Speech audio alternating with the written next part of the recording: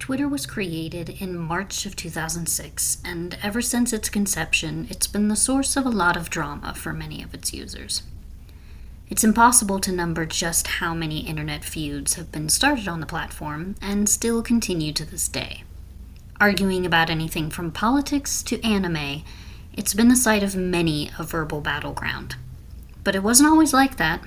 It used to just be a fun place for the average person to log on and talk about their day. Hi, hello there, and welcome back to my channel. Today we're talking about X, the website that used to be called Twitter, whom many still refer to as that name. I too will be referring to it as Twitter because I'm sorry, but titling this video Your Brain on X has way different connotations to it that are in no way related to the topic. So we're calling it Twitter. And in this video, I'm going to share my thoughts on the ever-changing landscape of the platform. If you like this video, please hit the like button, leave a comment, and subscribe for future content. So, I don't actually have a Twitter account at the moment, but I did previously when I was making content on my other channel, mostly just to share my videos with people, updating them on whatever is going on with me, and to also have a way for people to contact me if they wanted to collab, or just ask me questions about my videos, since I don't like giving out my email address.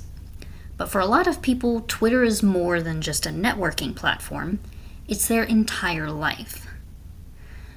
90% of the people you meet on Twitter spend their entire lives on it. From the time they wake up to the time they finally crash in their beds and turn out the lights, they're endlessly scrolling through tweets. Sometimes even after they go to bed, they continue to lay awake for hours, doom scrolling through an endless supply of content, liking, retweeting, quote tweeting, and even posting their own original takes on anything and everything that comes to mind.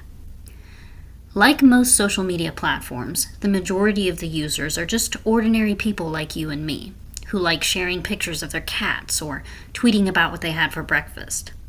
But just beneath that surface layer of average users is another layer of users that tweet about popular topics such as the latest Marvel show or how much they hated the final season of Game of Thrones.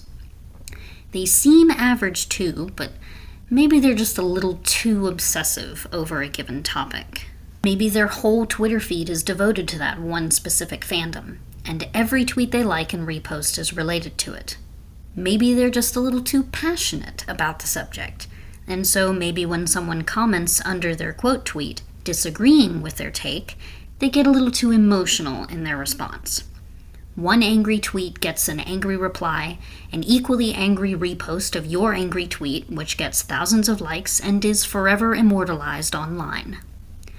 The repost gets reposted thousands of times, and for every post, that individual's followers have to comment on it and repost to their followers, who share it to their followers, and what started as a simple disagreement quickly snowballs into the biggest battle in internet history, which is then screenshotted and uploaded to YouTube, whereafter some internet personality gives some commentary on it, which then gets viewed millions of times, receives just as many likes and shares, and you're forever remembered as that guy, the one user who started it all.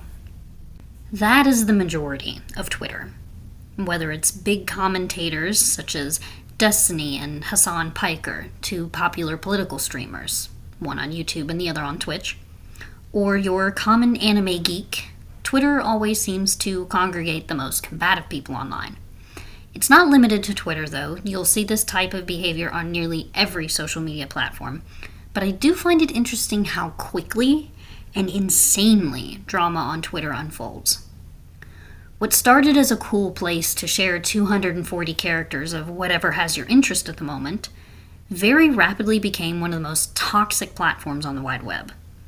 My theory is that the reason behind Twitter becoming such a combative place on the internet has a lot to do with the format of the content itself. Twitter is curated to appeal to the ever-shrinking attention span of users, much in the same way TikTok does, only it takes seconds instead of minutes to consume each post. The very short, single-sentence posts immediately followed by equally short responses give us instant gratification when they're received positively, and when they're received negatively, the incense we feel is instantaneous as well. It affects us very similarly to the way instant and text messaging did when introduced to the masses. It trained our brains to expect an immediate response, and therefore the emotions we feel are also more rapidly cycled. Have you ever watched a documentary on chemical addiction and seen a clip of rats being fed a substance and craving it more and more frequently as well as fervently the more they consumed it? Most of what we consume on social media affects us the same way. Only instead of a chemical high, we get attention and notoriety whenever something we post gets a lot of likes and views. So we crave it more often and get more upset when we don't get the engagement we're looking for. Imagine spending hours every day craving that engagement. And then also imagine that the more you enrage your detractors online by arguing with them on the platform, the more your followers like and retweet your posts because they think and feel similarly to you. The more positively you're rewarded for being toxic and argumentative. That is your brain on Twitter, and I suspect it's the reason why we tend to see so much more egregious behavior on the platform. Especially now that people can get paid for engagement on their Twitter posts, I don't see the platform ever improving. Personally, I don't regret deleting my Twitter for 1 second, because I have enough trouble trying to regulate my emotions that I don't need to see tweet after tweet in my feed that's going to piss me off. And I have better things to do with my time. But try to imagine that your only source of social interaction is a site like Twitter. I imagine it would be devastating to get deplatformed. It's upsetting to me that so many people gravitate towards sites that reward people for such terrible behavior. The sort of behavior that wouldn't be acceptable or tolerated in the real world. But because they have nowhere else to go and no way of feeling a sense of community. It's actually kind of heartbreaking, and it makes me feel genuinely bad for anyone who's honestly looking to engage positively with the platform, or even just to post pictures of their cats, but who get sucked into Twitter discourse. But for most people, I don't think social media addiction is a conversation they're willing to take seriously, let alone are they ready to address, and maybe try to find healthier alternatives. And again, it's not just Twitter that's a problem. It's something that all social media websites have in common. But until we're ready to have that conversation, I don't see sites like Twitter striving to be better online environments, at least where the users are concerned.